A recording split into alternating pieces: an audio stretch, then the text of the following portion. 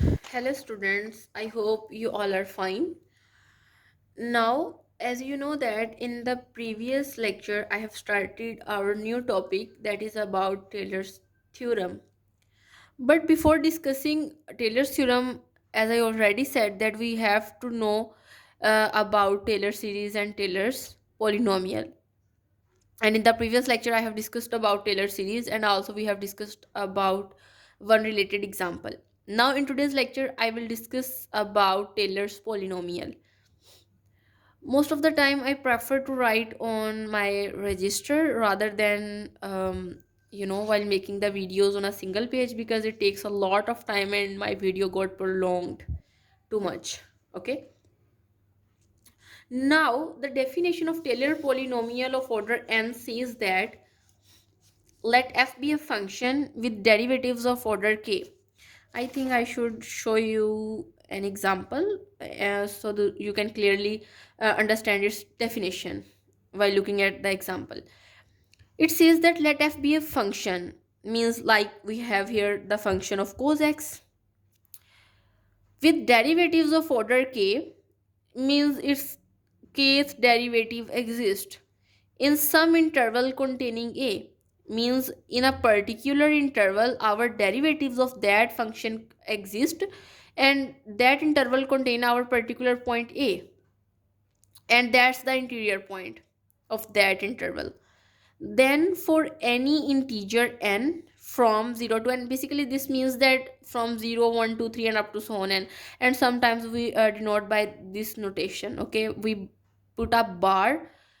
First of all we put 0, then let us dash, and after that n, and after that we put a bar on it. Okay, and it represent up to so on, the values lies between them. Then for any integer n from these values, the Taylor polynomial of order n generated by that function at that particular point is a polynomial of this form. If you can clearly observe, basically this is a Taylor series, and we just denote it by writing p of x, means our polynomial is equal to f of a plus f derivative of a in times x minus a and up to so on.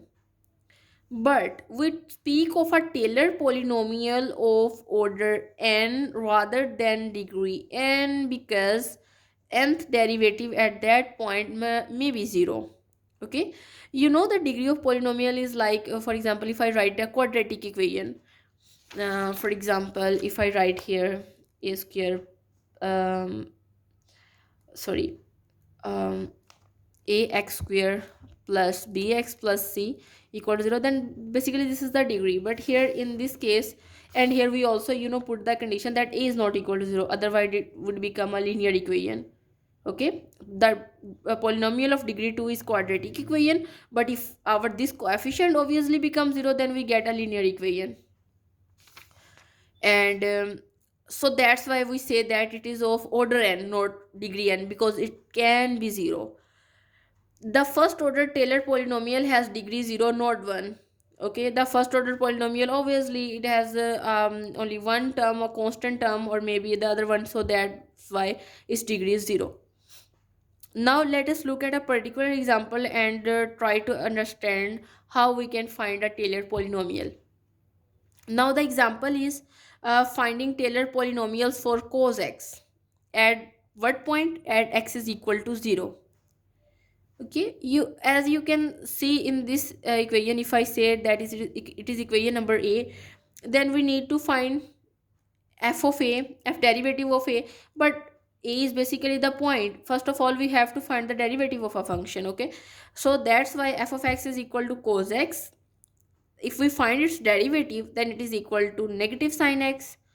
We know that the derivative of cos x is equal to negative sine x, and in the same way we find all the derivatives, means if you can observe here, first derivative is equal to negative sine x, second derivative is equal to negative cos x, means if we arrange the derivatives in such a manner that we denote the odd derivatives on one side and even on one side, then it gives us some sort of pattern to understand. Okay, now if we observe here, then first derivative is cos x, and the in the second one it is just a replacement of negative here, and up to so on. So we can write here 2n, means it represents an even number and even number derivative. Okay, and we can write negative 1 raised to power n, because if we put here 1, then we get sorry, if we put here 0, then we get 1, because any, if we write a constant term and we put a 0 power, then we get 1. And then we get this sort of pattern. And in the similar way, if we look at these one, then we get negative sine x, then sine x, and up to so on.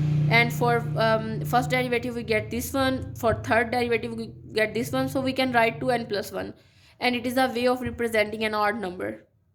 Okay, if we if we substitute here 0, then we get 1, and we get this one, and in the similar way up to so on. Now we know that at x is equal to 0, the cosines are 1 and sines are 0. Obviously, we know this thing. You know that cos of 0 is equal to 1 and sine of 0 is equal to 0. So that's why we are left with only cosine functions. Obviously, you know that previously I have written down my negative 1 raised to power n cos of x. And if all x's are 0, then that means we are left with just this one. So these are the 0 terms, means our signs becomes 0.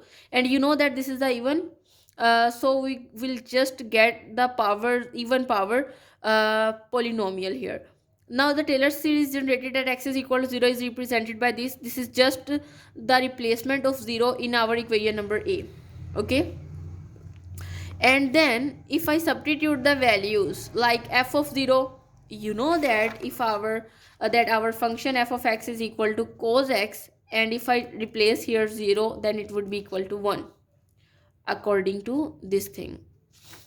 And then if I substitute all the values, mean obviously the even odd power becomes 0, and that's why we are left with only these terms.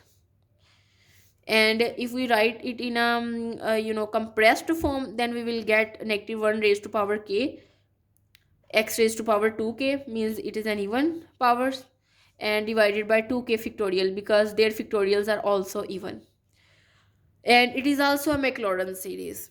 Yes, the Taylor series at a point 0, means a is equal to 0, or we can say x is equal to 0, is basically a Maclaurin series, because f of 2n plus 1 into 0 is equal to 0. The Taylor polynomial of order 2n and 2n plus 1 are identical. Okay, and that's why we have written down here this one. This is our Taylor polynomial at a particular point, and in this way we can find our Taylor polynomial. So students, this is all about today's lecture. In today's lecture, I have discussed about Taylor polynomial and also one related example.